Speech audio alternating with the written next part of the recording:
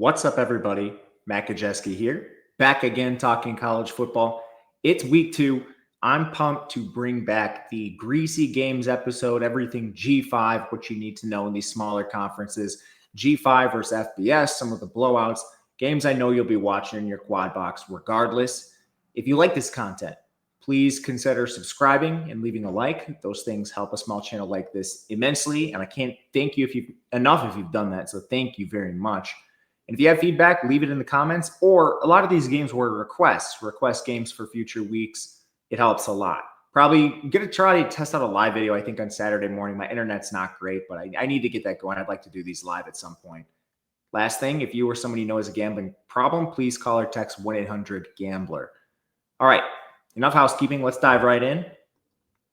First up, we have Georgia Southern taking on USC. Big spread here, 29 points in favor of USC. The total is 60.5. This is a pretty fun game on paper. Should be a lot of points. Georgia Southern got slaughtered by Fresno State 14-42 in their first game. They were outgained 7.4 to 4.9 in yards per play. They're going to run an air raid. They pass a lot. They're pretty fast, which is exciting against USC, who played a little below average in terms of pace. They absolutely crushed Missouri State, so expecting them to speed up in more competitive games. They should be a little run heavier than last year, just moving from a pure pocket passer in Miller Moss to Jaden Maeva. That's kind of what we're expecting. Let's start with the Georgia Southern side. J.C. French is back under center. He did not have the best game his first time out, which is a little concerning, but it wasn't all his fault. Receivers dropped 2 passes. That was 10% of his attempts. But 61% completion, 1 big-time throw, 1 turnover-worthy play. The turnovers were a big problem last year through a very small sample against Fresno. It doesn't appear that has cleaned up, and I'm not sure the skill position players are quite as good as last year. There are some returning names like Dalen Cobb, Josh Dallas, and they did add a 4-star Camden Brown from Auburn. As long as French can get the ball to these receivers, they're still pretty good, even if they might be a little worse. O.J. Arnold's the running back. I like the skill position players. The offensive line only lost 2 guys, and they were expected to kind of be right around an average unit, not below average by any means. They had 5 guys that had at least 200 snaps, but only Chance Carroll and Chandler Strong were good among those guys. They were pretty decent in the first week. They definitely outperformed expectation against Fresno, so I think this is an optimistic unit. But you're playing USC's defense. A lot of people might scoff at that, but it's DeAnton Lynn's second season. They turned over 8 starters, which I think is a good thing. The defensive line's improved. The linebacker room's improved. The secondary is still the strength. The transfers you bring in are solid. DJ Harvey from San Jose, Bishop Fitzgerald from NC State. We saw what that unit looked like without players like him. And then, of course, their leader, Kamari Ramsey. So I think it's going to be a little tough to score on USC. We'll see where they are in the second half as maybe this gets towards the 28 and they take some guys out or ease off the gas. But Georgia Southern, I think, can score some points, and the spread indicates that. On the USC side, you have Maeva. Good showing for him in his first contest against the former FCS team, Missouri State, who transitions up, but he didn't actually do a lot on his own. No big-time throws, no turnover-worthy plays. He didn't run, which we know is a part of his game. It was still a solid showing. All you really have to do in those matchups, at least against the Missouri States, is just get the ball to Mekhi Lemon, get the ball to Lake McCree, let Waymon Jordan and Eli Sanders do their thing in the run game, and that's exactly what they did. So it was kind of nice to see. This O-line is still a huge concern for me. I do not know if it is going to be a problem against Georgia Southern, but they had 2 starters back, very questionable. Only Elijah Page was good, and I can't really speak to the other guys. They started a walk-on at center and Killian O'Connor. They think that's going to be a problem at some point. But you look at Georgia Southern's defense, they graded out terribly against Fresno. That's what happens when you give up 40 points. They lost their heart and soul. Marcus Watson, trendy transfers up to P4. 6 starters are gone, including him. We had them graded as a middle-of-the-pack Sun Belt defense coming into the season, with their biggest concern being their front 7. They just allowed 8 yards per carry to Fresno State. So I'm not even sure this offensive line is going to make a big difference. And I kind of like what they have in the back end, but I think you can just rely on Waymon Jordan here, Eli Sanders, and run the ball right down Georgia Southern's throat. The question I have is, do we actually see USC play with their pace that we've seen in previous seasons? Because Teams often slow when they get towards these large spreads. And if you're taking a USC position, you kind of need them to keep their foot on the gas throughout. Georgia Southern's air raid does not slow down much. So I think backdoors are open in this game, which is how we get to a Georgia Southern plus 29. And it's just a lean. It's not one we're probably going to take in this spot. Overall, we do give this just the slightest of value Georgia Southern's way. Not anything we can play. Currently make this at 26. With the backdoors being open and outside this key number, it's just too much for me to get to the window on a USC side. Georgia Southern or pass for me, and this is likely going to end up a pass. Virginia takes on NC State. This is another leftover game that we didn't get to in the beginning, the first episode. Currently, we have a 3-point spread in favor of NC State, a 54 total. This has actually come down a little bit. In this game, there's a lot of injuries. There weren't many in the first game, so Virginia kind of came into the season walking wounded. They already lost Mykailyn Thomas and Monroe Mills on the offensive line. Wallace Unamba, their right tackle, got hurt last week. I want to see him. And it's not just that. On defense, Antonio Clary missed week 1. He's one of their defensive backs. Cam Robinson still not expected back here at linebacker. Chandler Morris actually suffered an AC joint sprain that he's going to play through. So it's kind of ugly on the Virginia side. And then they beat Coastal Carolina. It wasn't really a game. 6 yards per play to 4 yards per play. They had a kick return touchdown. So I guess there were a couple things that were a little bit weird in the game. But overall, it was a pretty sound box score. NC State, Noah Rogers got banged up in the first game, as did Hollywood Smothers, but both are expected to play here. That game got a little ugly against East Carolina. They only win by 7. They still had a 92% post-game win expectancy, but some of the box score stuff is pretty ugly. 6.4 yards per play to 6 flat. They barely won the yards per play battle. They had 10 penalties. And East Carolina had opportunities. I mean, they had a pair of turnover on downs, pretty close to NC State territory. They missed a field goal. Now, NC State missed 2 field goals as well.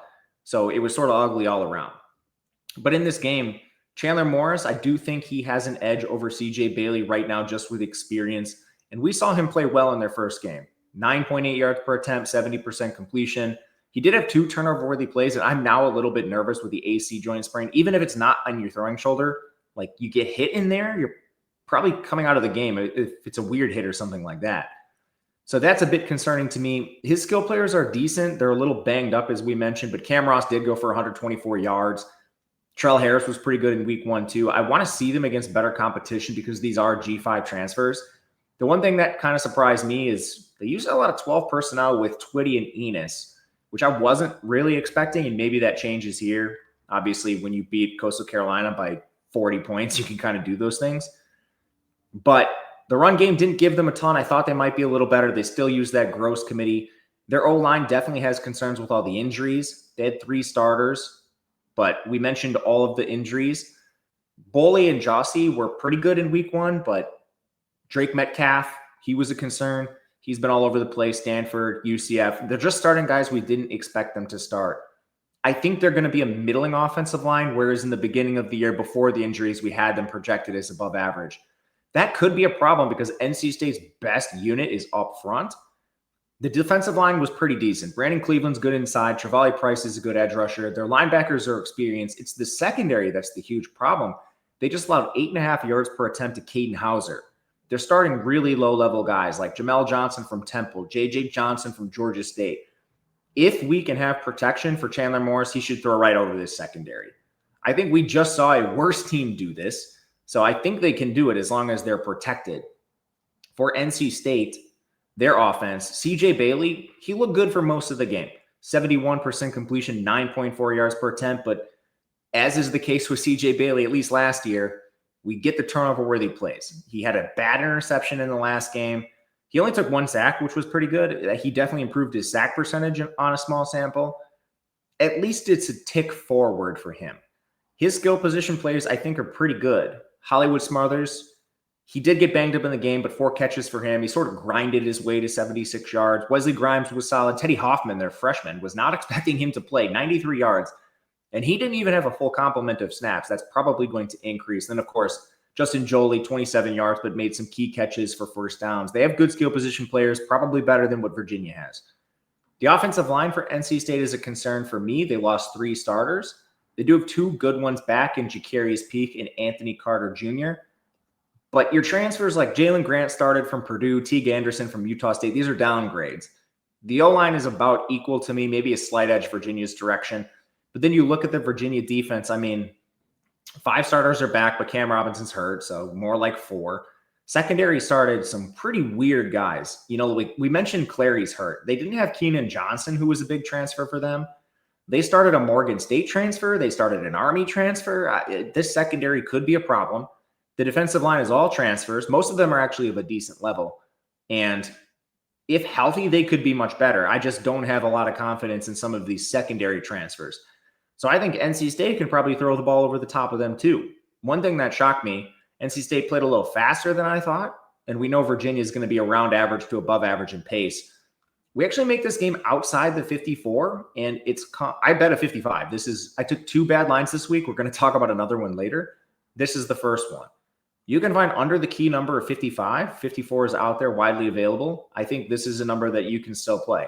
I didn't buy out or anything with my poor number I got. So we're just going to let this ride and see if we can't get over. I'm not buying either defense right now. We actually make the total closer to 60. UCLA UNLV. Man, this is an interesting game. I think reason for pessimism on both teams to start. UCLA is a 2.5-point favorite on the road. The total is 56. UCLA has a ton of injuries, a lot on the offensive line. Jalen Jeffers, Katie Arnold, neither of them played. Injuries at receiver, Rico Flores, Carter Shaw. Nico DeVilliers off the edge didn't play in week 1, and they got dominated by Utah. I will say Utah, very good team. One of the shortest odds to win the Big 12. So it's a shame the way they got beat. Like, you can't lose 43-10. Losing to Utah, there's no shame there, but you can't get blown out, and they were. 4.4 yards per play to 6.3. The only real error in the box score, I think, that they could have corrected, they had a turnover on down at the Utah 40. But even that, you're basically at midfield. Whereas UNLV, I know in week 0, we're kind of far away from that now, but they barely beat Idaho State. They started a bunch of weird players in that game, committed 10 penalties, allowed 7.2 yards per play to an FCS team, and then they just came back and beat Sam Houston, who's a rebuilding G5 team after losing Casey Keeler. That one looked a little better, but I mean, 7.2 to 4.7 in yards per play, it still wasn't fantastic. Let's start with UCLA's offense. So you get Nico Iamaleava. I don't think the bad play was all his fault. Honestly, he transferred to a far worse situation. What he had at Tennessee was just infinitely better than what he's dealing with here. He had 0 big-time throws, 0 turnover-worthy plays, a 59% pressure rate, 59%. And Utah's D-line is incredible. This guy just took a pressure on 60% of his dropbacks. 60. His pressure to sack ratio is 21%. It's a miracle he didn't take more than his 4 sacks. This O-line just completely left him out to dry, and this is a huge problem for this team. Their O-line was awful last year. They project to be atrocious this year. Sam Yoon at center was absolutely and utterly atrocious last year. Their transfers are all failures. They come from big programs like Cortland Ford from Kentucky, formerly at USC, Eugene Brooks from Oklahoma, Julian Armella. Like, I'm not going to lie. Brooks at Oklahoma last year, like, that offensive line was horrible. Armella at Florida State last year, that offensive line was horrible. So they're probably not quite as bad as what we saw last game, but goodness gracious, that was atrocious. Then his receivers, 2 drops, 15% of his passes were drops. So it's not only he's getting pressured every play, but his receivers are hanging him out to dry. It's a banged up position, but like Quasi Gilmer with 31 yards, they just need more. They used a ton of 12 personnel to try to help out their offensive line. That didn't work either. So yeah, just a ton of systemic concerns, but UNLV's defense currently 111th in run defense. They are 10th in coverage somehow. It's basically because they've been untested. They're also starting a bunch of really low-level players. And, I mean, this new coaching staff, they go out and they add a lot of transfers. Really, off your defensive line, 3 edges and 1 of your defensive tackles are former 4-stars. I think the secondary should be better, but, I mean, they're starting guys like Andrew Powdrell from Montana State, Amaris Brown from USF. They just could be starting better players like Denver Harris, who was good at UTSA and he's a former 4-star. The fact that those 4 stars didn't win jobs is a concern. It doesn't mean that, when you're looking at these players and projecting them ahead of time, we're projecting for starting with your recruitment and then the snaps you play. But there's a sliding scale. If you're an FCS guy coming up, usually you played a little worse against better competition. If you're, an Alabama transfer going to UNLV, generally you play a little better against weaker competition. So we project that. But if your Alabama transfers and your 4-stars can't get on the field, it generally doesn't mean that your Montana State transfers are much better than them. They're better than we expected. Generally, it means that your big transfers didn't live up to expectations. There have been some downgrades to this UNLV defense made. As far as the other side, on offense, Colandrea has been pretty good for UNLV, 77% completion, 10 yards per attempt, 6 big-time throws, 1 turnover-worthy play. He's been dynamic on the ground, too, 6.1 yards per carry.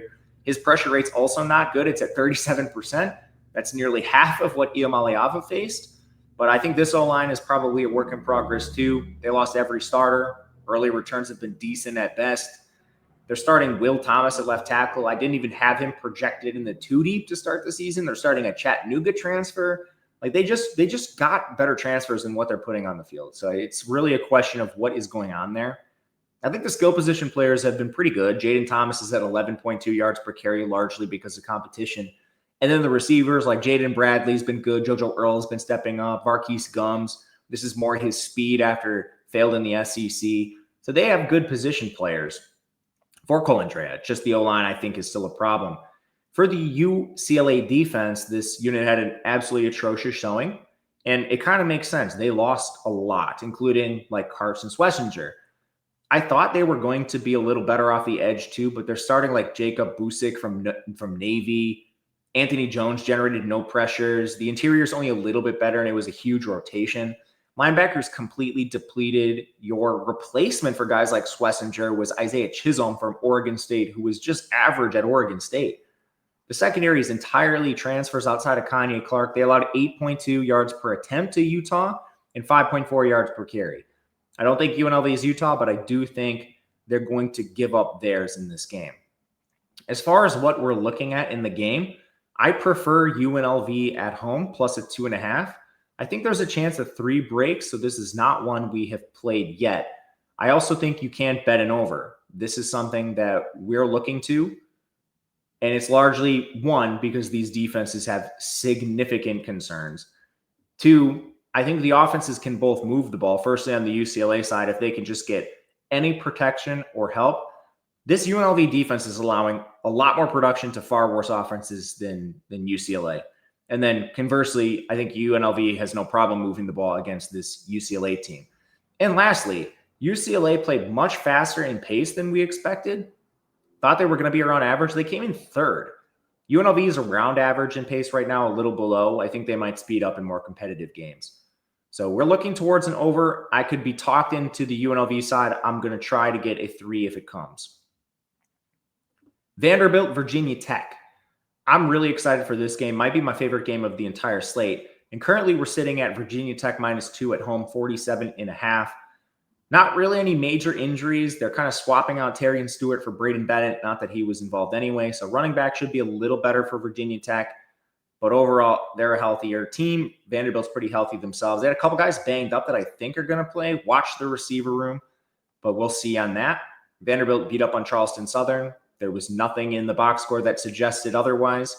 Virginia Tech lost to South Carolina. They actually outgained them 6.3 to 4.7, 2 turnovers. Didn't matter very much. They had 8 penalties. Like they gave up some pretty weird stuff. Kick return. It wasn't the best game for Virginia Tech. A couple things. As far as this contest goes, a lot of people are putting a ton of weight into South Carolina in that game that was semi-close. We had South Carolina power rated a lot lower than some other places.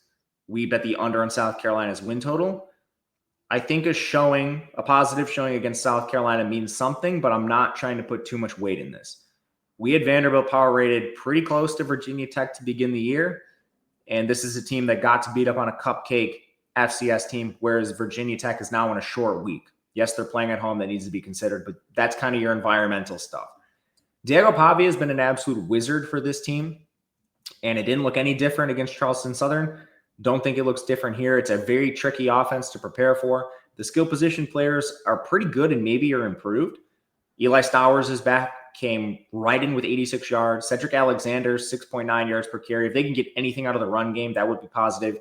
Trey Richardson from Washburn stepped up and played well. Now I have a lot of questions with that against better teams. Very low-level guy, but we'll see. As far as the O-line, this unit is better.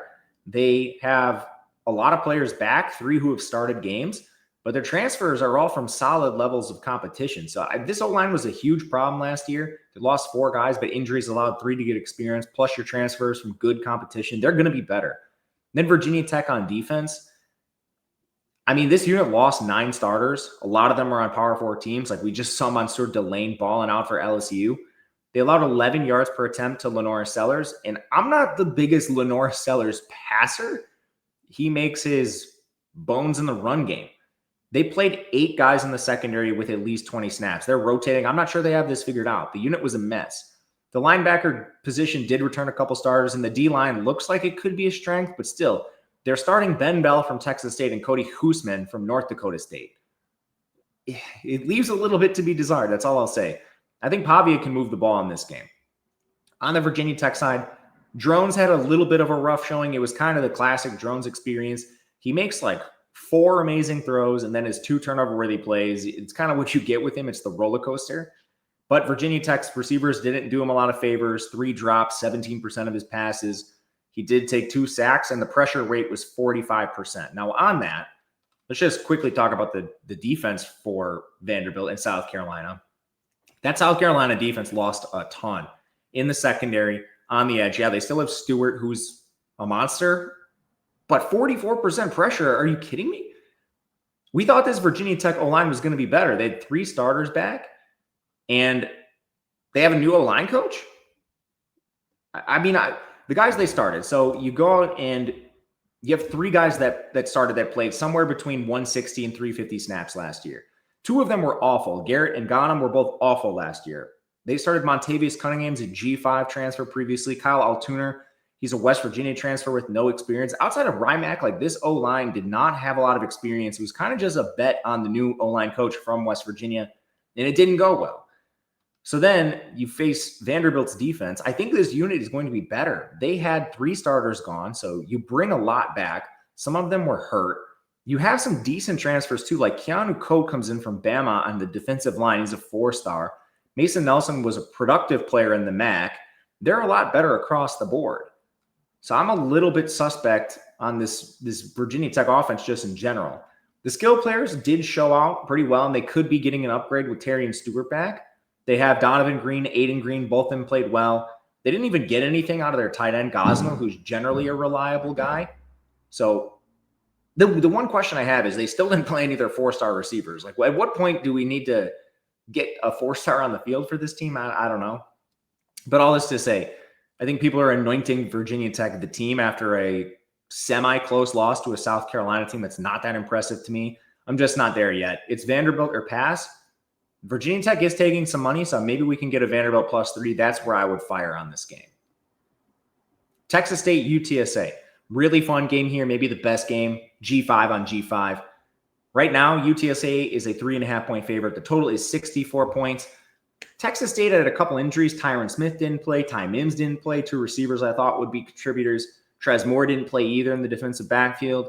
UTSA had some injuries in game. They lost Cameron Cooper off the edge for the year. Trayvon Sylvester also got banged up, but I think he plays. They also didn't start 2 of their offensive linemen who were projected to actually start this year. Venli Tatafu and Corey Gaudene. They both warmed up. So it was kind of a weird game plan for UTSA against Texas A&M. They held some guys out. Obviously, that game is not as important. They changed like their whole game plan too. Generally, this team is playing very fast. Last year, they were a very up-tempo team, and they played extremely below average in pace in this game, like 29 seconds per play, well below average. To me, that suggests they're just trying to keep it close against, obviously, an SEC team and not get injured out there, which didn't really work. Cameron Cooper got hurt. But it was still a respectable game against them. 5.6 yards per play to 6.9. That was their disadvantage. They gave up a punt return touchdown. They missed a field goal. It was a very ugly game. The game had 15 punts. But overall, I was impressed with what I saw for the guys that did play. Texas State played Eastern Michigan, blew them out. Kind of is what it is. Eastern Michigan's not really a threat right now. On the quarterback side, Texas State started Brad Jackson, which was unexpected. They brought in a lot of transfers, and I'm not sure it went the best. 69% completion's fine, 8.2 yards per attempt. No big-time throws, one turnover-worthy play. Really relied on his receivers. He took one sack, but he was only pressured twice, so we'll see what that looks like, how he deals with pressure in the future. He is mobile, which is good, and I think his skill position players are pretty solid. Even without the receivers, Bo Sparks caught 4 touchdowns. Chris Dawn played well. Lincoln Pare, 13 yards per carry. We'll see what that looks like against a better team, which UTSA certainly is. The O-line returned 2 starters. Dorian Strawn was the best one. They had a couple other players, sort of inexperienced incumbents, who I don't know what to think of, like Brock Riker, Emeka Obigbo, and Sully Burns. I just need to see them against a better team. So it's kind of that across the board with their QB being inexperienced and an unexpected starter. A lot of their skill players, their O-line is brand new outside of 2 guys. And UTSA's defense was pretty good against Texas A&M. They grade out poorly in the efficiency metrics. 8.1 yards per attempt to Marcel Reed, 5.0 yards per carry to running backs. That's against Texas A&M has arguably the best O-line in the country. So I think it's kind of a feather in their cap. They just had one starter back on the D-line, at least now with the injuries, so that leaves them a little inexperienced there. But their linebacker room is amazing with Shad Banks and Blackshire. DB room, I think, is going to get better as they have guys return from injury. So I'm kind of buying this defensive backfield and just the defense in general for this team. Well, this is a kind of a pure measuring stick game for this Texas State offense and see what they can do against a much better defense than what they faced in the last game. On the UTSA side, Owen McCown's under center, 59% completion, only 3.8 yards per attempt. He didn't have any turnover-worthy plays, though. So that was pretty solid. His wide receivers dropped 2 passes. One of them, I don't know why he's throwing to their 3rd-string running back, but he had one of the drops. Robert Henry looked awesome. So first things first, you're probably going to have a good run game, especially if you get back 2 of your starting offensive linemen who didn't play. He had 11 yards per carry. I think the receivers are pretty good too. David Amador and Devin McEwen were decent. They use a lot of tight ends. UTSA has 3 tight ends they'll use, so they can do some unique things with their skill groups. And their O-line, again, 120th in pass blocking, 123rd in run blocking. They're down 2 starters. So they had to start some really low-level guys. Like Daryl Jones has no business starting. He's a Bowie State transfer. They're going to get him out of there as quickly as they can. They should be better. And then Texas State's defense, they come in 102nd in total efficiency. They just allowed 7.3 yards per attempt to Noah Kim. I think the edge group does look a little stronger than the interior, basically because of transfers, but linebackers all transfers, some really low-level guys. They started a Prairie View A&M transfer at linebacker. I don't know what to make of the defensive backfield. We had Kamari Terrell transferring from Oregon. He started, but then your other 2 guys, like Jaden Rios from East Texas A&M and Javis Minot from Wofford. I think you could throw right over the top of the secondary if you need to. So that's going to be something we definitely look at in this game. I played UTSA. I'm not sure they showed a ton against Texas A&M. Doesn't make sense. And they have guys that should be back from injury that were just held out. Again, those 2 offensive linemen warmed up in the game and just didn't play. So we took a UTSA minus 3.5. I think this number is still widely available and completely fine. San Diego State, Washington State. Man, what an ugly game this is. This is the real grease, guys. You asked for it, and here it is. 1.5 point spread in favor of Wazoo, 47 total. Washington State has had some injuries. Cale Reeder didn't play. He's expected back, but Devin Ellison, he's hurt at wide receiver. Keith Brown at linebacker. We just saw San Diego State beat the snot out of Stony Brook. Nothing we thought was weird in that game. Washington State, man, beat Idaho by 3. They had a 46% win expectancy. They only outgained them 4.0 to 3.4 yards per play. They had 7 penalties. Idaho missed a field goal that would have been the difference between losing the game and potential OT. It's a completely new coaching staff after Dickert left and went to Wake Forest. They're playing like South Dakota State's entire roster, which is just not going well. And funny enough, even against Idaho, who's an FCS team, an FCS roster just quite not getting it done. So here's what happened. They started Jackson Potter at quarterback, a surprise start here. They have a bunch of transfers, and they have Zevi Eckhouse, who is the presumed starter, didn't play and is listed third on the depth chart. Potter did not play like poorly, but pure game manager, and they just couldn't get the offense moving. His skill players did almost nothing to help him. This is a very bad group of skill position players. The offensive line had two back that are decent, but you have two new guys in Tripp and Lester. They weren't great. AJ Vaipulu from New Mexico State rounds out the offensive line. This is a below average group. And I mean, this group had, I think, the worst rushing output I may have ever seen in a game. Unbelievable. And that's what they want to do. That's what this offense is predicated on. So then you look at the San Diego State defense. Last year, they were rebuilding everything. And, now they bring in a lot more guys. Plus, 9 starters are back. They weren't great last year, but I think they have a few usable pieces like Bradley Nassar, Trey White. Those two were above average starters last year off the edge. Owen Chambliss at linebacker was above average. Bryce Phillips at corner. See, you have some building blocks.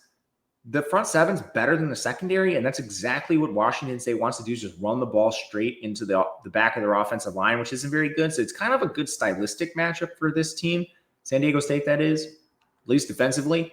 On the other side, Jaden Denegal, he's a transfer that came in at QB. Looked decent. 2 turnover-worthy plays is a bit concerning. They also had some Burt Emanuel packages. We kind of just need to see him play against a better team. They absolutely slaughtered Stony Brook. But the skill players, Lucky Sutton, looked pretty good on the ground. He had 100 yards. The wide receiver room, I still think, leaves a lot to be desired. I want to see this team against a better defense. Like Jacob Bostic was your top receiver. That's concerning to me. Their O-line returned 2 guys. But they have some pretty decent transfers. Like Kalen Ellis is from Syracuse. He was a good transfer. Can't really speak to Bayo Kanike from Utah Tech. But like Joseph Borjan, who started, was a former Arizona transfer. I think their O-line is better than Washington State on defense. Looked good against the FCS team. But you go back to the offseason. Their top 14 defenders are gone. Basically, they're starting all South Dakota State guys. 4 transfers in the secondary that are starters from South Dakota State outside of Jamori Colson. Linebacker, McKenna started. But, the other starter, Polona, is from South Dakota State. Defensive line, 2 starters, Darian Dalton, South Dakota State, and then Buda Paletti from New Mexico State. This is just a horrific defense on paper. So, I mean, I can't get there, man. Too many South Dakota State transfers. Like, these guys aren't playing or weren't playing in, Washington State's a G5 team now, a G6 team. So it's not the highest level of competition, but man, you can't be starting 1 South Dakota State transfer here and there makes sense. You can't start 7 of them. Can't do it.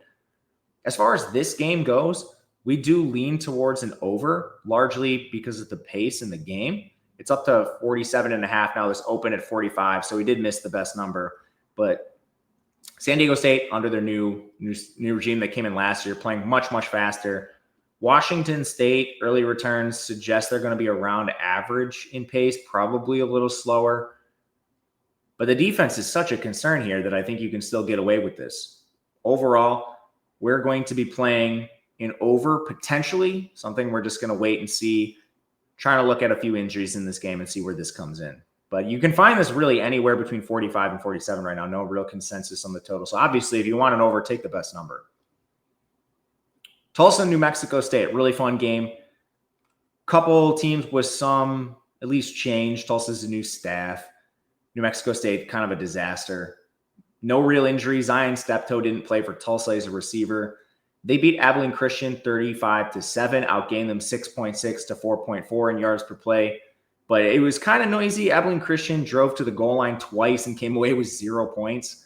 They could have been much, much closer. But Tulsa, under their new staff, they're going to be run heavy. We know this. It's a different look for them. New Mexico State beat Bryant 19-3. They outgained them 5.1 to 3.8 on a per-play basis. They had 11 penalties. They also survived some 4th downs. Like, Bryant had some potential 4th down conversions that they just missed. And we know New Mexico State's also going to be run heavy. Kirk Francis is the QB for Tulsa. Prefer him to Logan Fife by a wide margin. He game managed his way to a victory in the first contest. But the skill position players are better than you might think here. Dominic Richardson's in from Baylor. A.J. Allen's been everywhere, but previously played at Miami. They were both over 7 yards per carry. Micah Teese at receivers from Texas A&M. Zion Booker's from Western Carolina, but he's a decent transfer.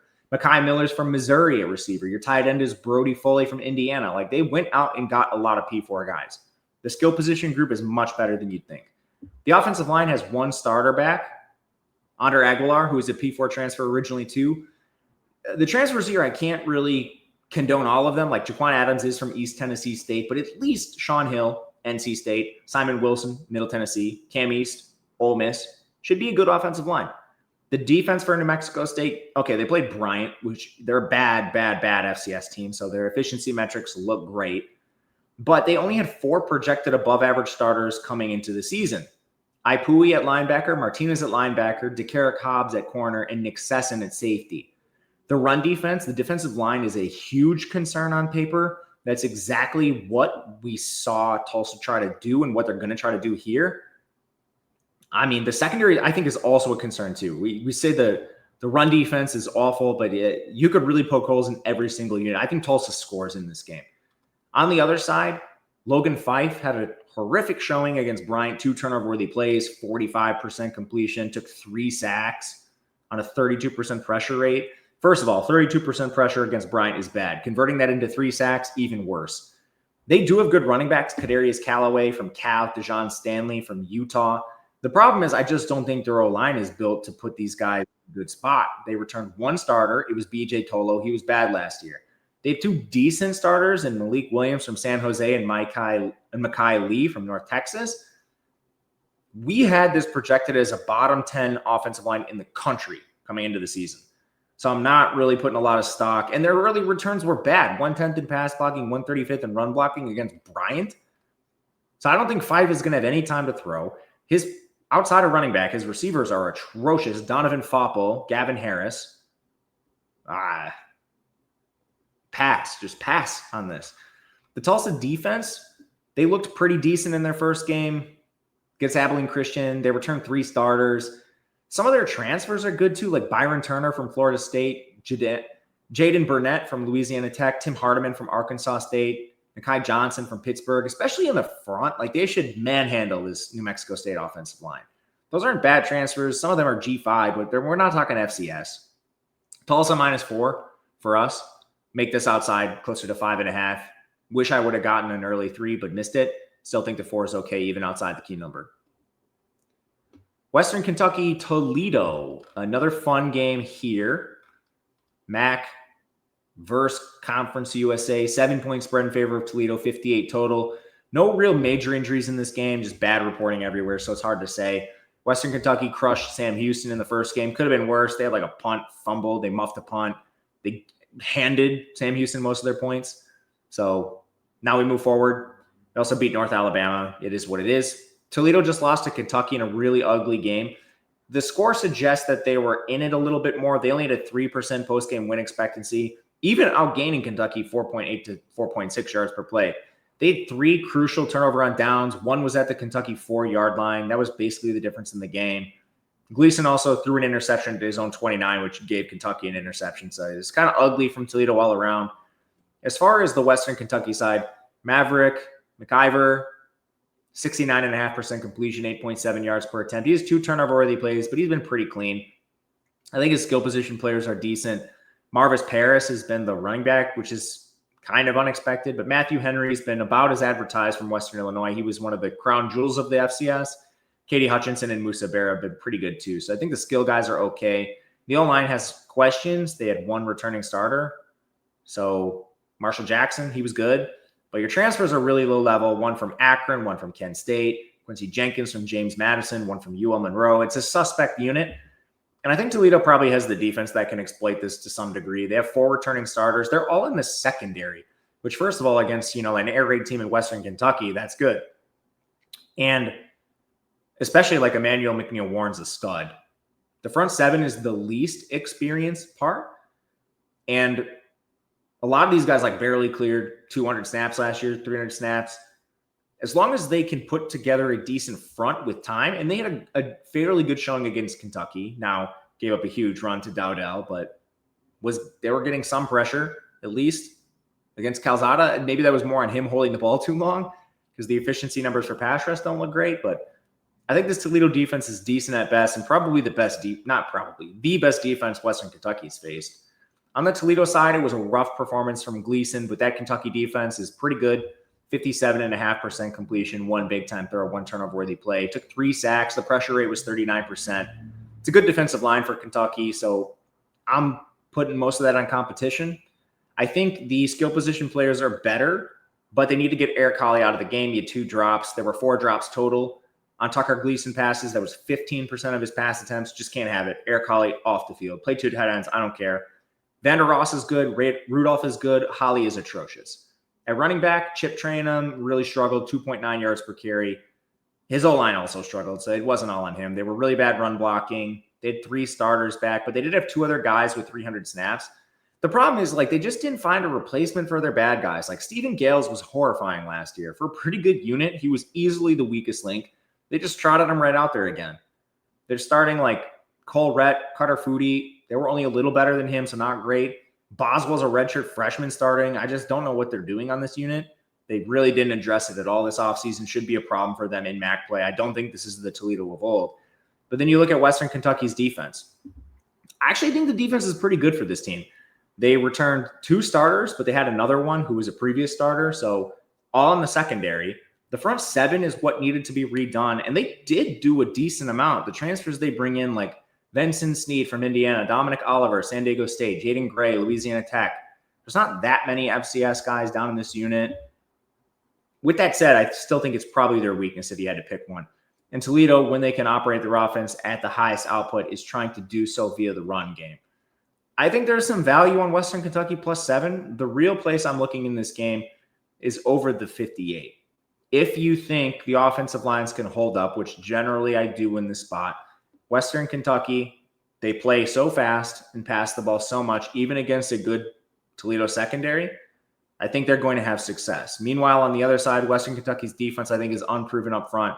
Get Chip Trayanum moving. Get Tucker Gleason moving. We make the pace in this game really solid, too. Overall, there should be 2 above-average teams in terms of pace.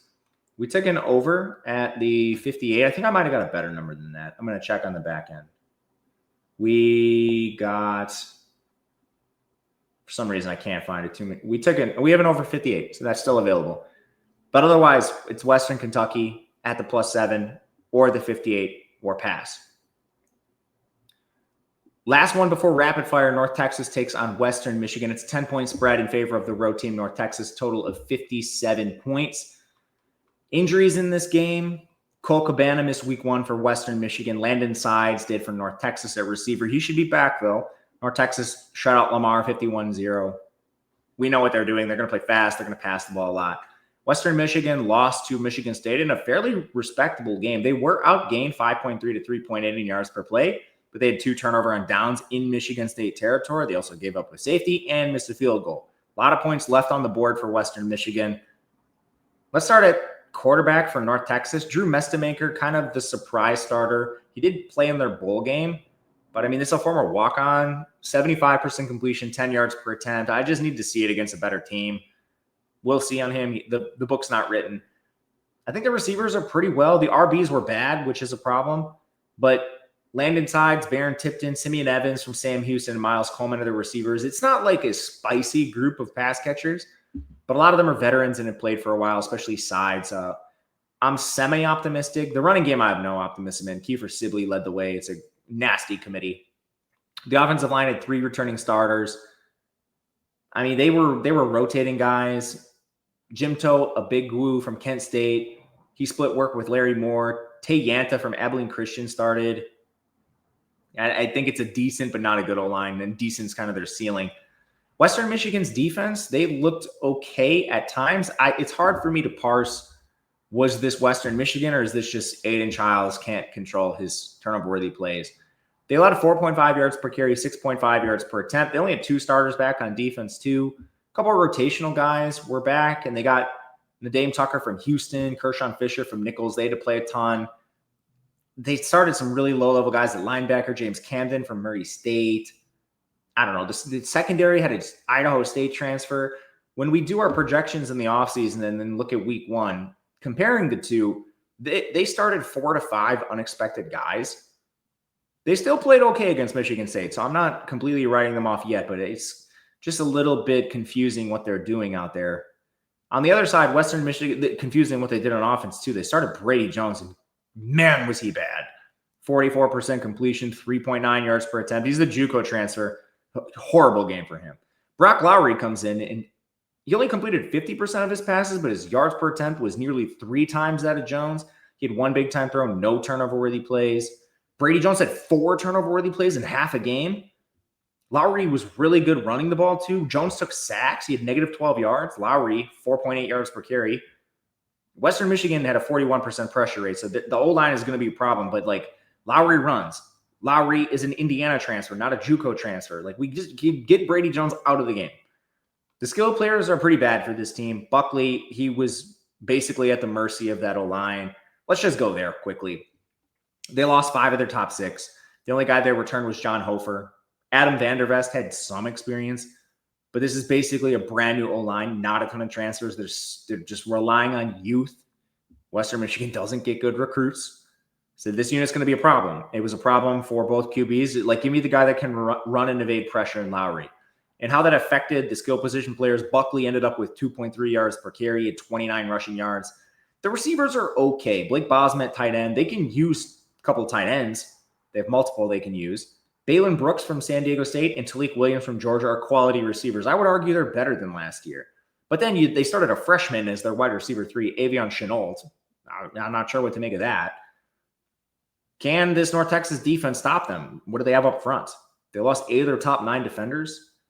I think the 2 guys they returned that are the best are linebackers Ethan Weslowski and Shane Witter. In the secondary, basically just Evan Jackson. They have a couple good transfers. The front is all transfers, basically. Ethan Day from Wyoming, Bryson Hayes, Sam Houston, Richard Outland, Sam Houston, a lot of Sam Houston transfers. I think the defense is going to be pretty good, which has me a little concerned with a position in this game. We show some value on Western Michigan after what they did in their first game, and it's kind of a tough road trip for North Texas, but I don't think there's quite a value for me to take in the game. I missed the 10.5, which would have been the number I was looking at. It's 10 now. Unless it goes back, probably just going to pass on this spot. But those are the main games. Let's get to some rapid fire. I don't have any graphics for you, so I guess maybe we just go full screen. You guys can see my ugly face for all the rapid fire stuff. It's just going to be kind of a sentence or 2 on each of these games. San Jose State, Texas, we took over 51. We currently make this at 60.5. Reasoning, Texas plays just fine in terms of pace. They should have all the offensive success in the world against San Jose State's defense. And conversely, San Jose State plays fast and up-tempo, which not only should leave some back doors open, but this team, as long as they don't completely fold it in, they should have some success at least towards the end of the game when Texas maybe has some backups and stuff in the game. To put this over 51, I know it's currently sitting at 52, right around that key number. I try to find it if you can. The second bad line we took, alluded to this earlier, bet Central Michigan against Pittsburgh at plus 21.5. It's only 22, but that was before the news was released. Their center tore the ACL. I wouldn't take it now. Just want to be transparent. Cincinnati at Bowling Green, we took 19.5 in favor of Cincinnati. I know it's currently hovering around 21, but we make it upwards of 24. 23.7 is the number for us. Completely new Bowling Green team. Looked awful in their first game. And Cincinnati actually had a positive post-game win expectancy. Should have won, but didn't. Kind of a Satterfield trademark against Nebraska. Now, in these games, Satterfield has a very good track record of slaughtering inferior opponents. Ball State Auburn, we took under 55.5. We currently make this at 49, giving the current numbers some value. I don't think Ball State scores in this game. You really need Auburn to go out and score 55 points on their own, more than that. They're currently kind of mailing it in. They're not playing Damari Alston, so they're saying 2 QBs are going to play. That's great for the experience for the young kid, but I'm not really expecting Auburn to have their foot on the gas in this game. Stanford, BYU, under 46.5. Have this at 43. BYU is a freshman quarterback. They look great against an FCS team. Stanford is better than that. Their strength is on defense, but Stanford can't score at all. They have one of the worst offenses in the country. Ben Branson is a pumpkin behind center. And they're not a threat to score in this game. The pace is also very bad. Stanford is nearly dead last in seconds per play in the country. Tulane versus South Alabama, under 51.5. We currently have this at 50 points, and that's with Jake Retzlaff playing a full game. It was currently announced that Brendan Sullivan is also going to play in this game. Anytime you have your star quarterback ball out against a Big Ten team in week 1, you have to put him in a timeshare against a proven failure in Brendan Sullivan. Have to do it. So I don't know where we would make this if we gave half the snaps to Sullivan. I'm going to do that after the stream, but I know the total is going to drop, and I know the spread is going to narrow between these teams if we give Brennan Sullivan any snaps in this contest. Liberty versus Jacksonville State, over 49.5. We currently have this at 55 points.